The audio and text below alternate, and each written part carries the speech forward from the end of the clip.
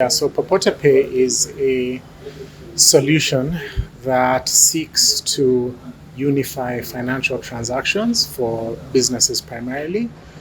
So this is where currently businesses really make payments through cash, checks, bank transfers, mobile money, and making those payments in that fragmented manner really means that records are very difficult to maintain for businesses. So we provide a digital solution that offers a single environment for businesses to handle all their payments and also do their bookkeeping at the same time.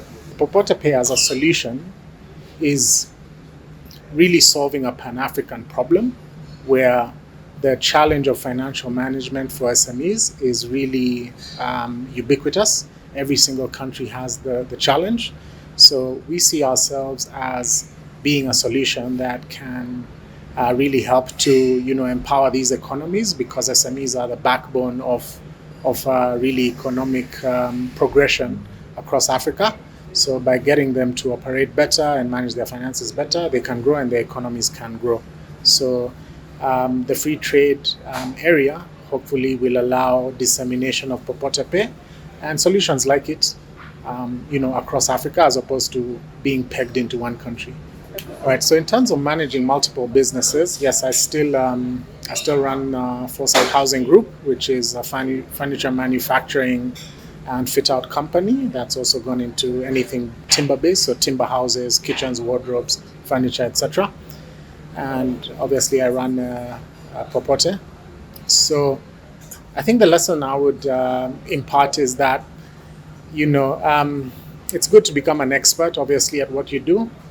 So I wouldn't say I'm a jack of all trades. There are two companies. Each of them have spent many years building up the experience and getting to be the best at what we do. So it's really about just doing what you know, or at least perfecting your craft, even if you started off without that much knowledge, as I did in both these businesses, because as I mentioned, my background is as a civil engineer. And then just go for it. And because of the unification of African countries, hopefully the opportunities can be bigger than the single country that any entrepreneur might start operations in.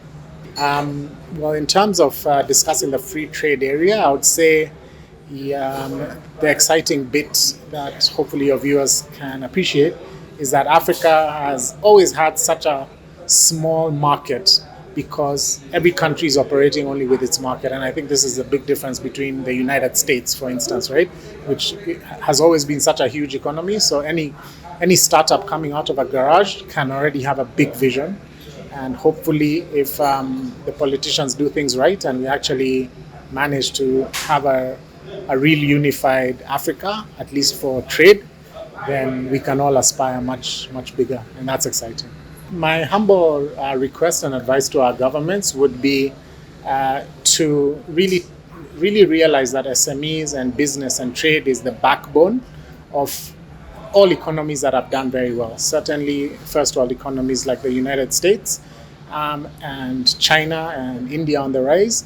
And if we are to really realize the dreams we have for Africa and for prosperity, and stop sort of being beggars and actually become net contributors, we all need to put our selfish interests within our own countries behind us and really think as a block. And that's the only way then we can leverage the capacity, the numbers, and the size and the resources we have in Africa for everyone's benefit. So let's try and work together and have a mentality of abundance rather than scarcity.